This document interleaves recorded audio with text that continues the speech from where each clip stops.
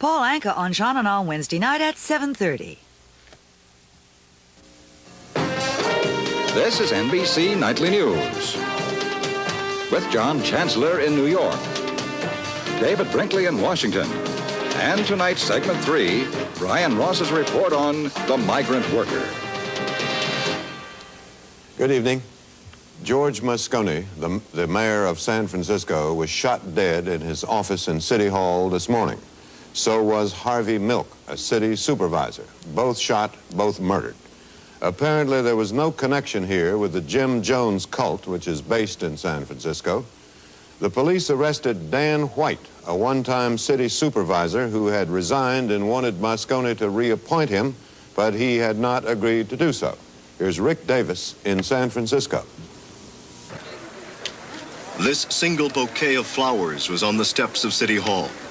It was placed under the mayor's window just a few moments after the death of Mayor George Moscone. The flags were at half-staff moments later as the city learned that the mayor and Supervisor Harvey Milk had been murdered. When word of the deaths first came down, first thoughts were of the People's Temple story. Reports that there was an assassination squad with a hit list naming city politicians. But it was not that. It was city politics gone mad. This is former Supervisor Dan White a few weeks ago on the day he resigned from office, saying the job didn't pay enough to support his family. Later, White changed his mind and wanted his job back, but Mayor Moscone was about to appoint someone else today. Dan White was a former police officer and fireman. Today at 11 a.m., he went to City Hall, to the office of the mayor, and shot and killed him, according to witnesses. This was George Moscone last Wednesday, weeping at the funeral of his close friend, Congressman Leo Ryan, killed in Guyana. Now this city weeps for George Moscone. This is the body of Supervisor Harvey Milk as it was taken from City Hall. Witnesses say after killing the mayor, White ran down the hall and fired 3 shots at Milk, killing him. Milk had opposed the reappointment of White. In the total confusion after the shooting, the president of the Board of Supervisors, Dianne Feinstein, spoke. Both Mayor Moscone and Supervisor Harvey Milk have been shot and killed.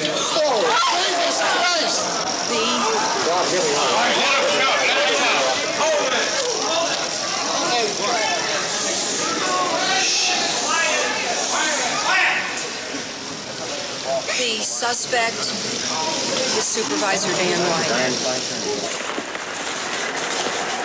A few moments later, Dan White surrendered to the police. This is a stunned city. There are those who spoke of the charm and youthful ability of Dan White. There were many who thought someday he could have been mayor of this city. Rick Davis, NBC News, San Francisco. It was a shock to San Franciscans who live in a beautiful city noted for its lively and often unorthodox politicians. Jack Perkins has more on this. George Moscone was a Navy veteran, a bright young lawyer who got into politics 15 years ago.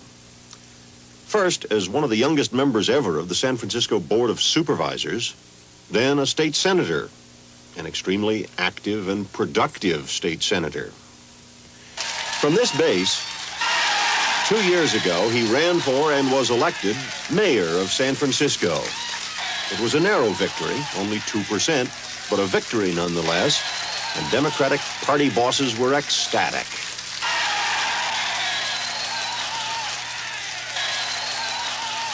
George Moscone wept with joy that night.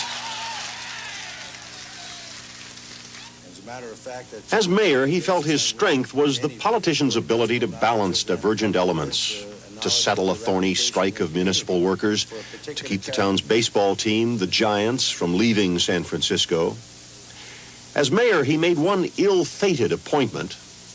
The Reverend Jim Jones, appointed to the city's housing authority by Mayor Moscone. I appointed somebody who had a reputation as a peacemaker in this city, who had worked with poor people and people in frustration, whose reputation was that you do not resort to violent means, you deal with reason and persuasion.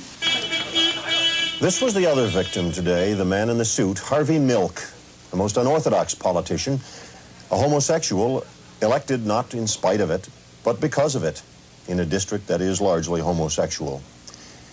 As a member of the Board of Supervisors, Harvey Milk championed homosexual rights. The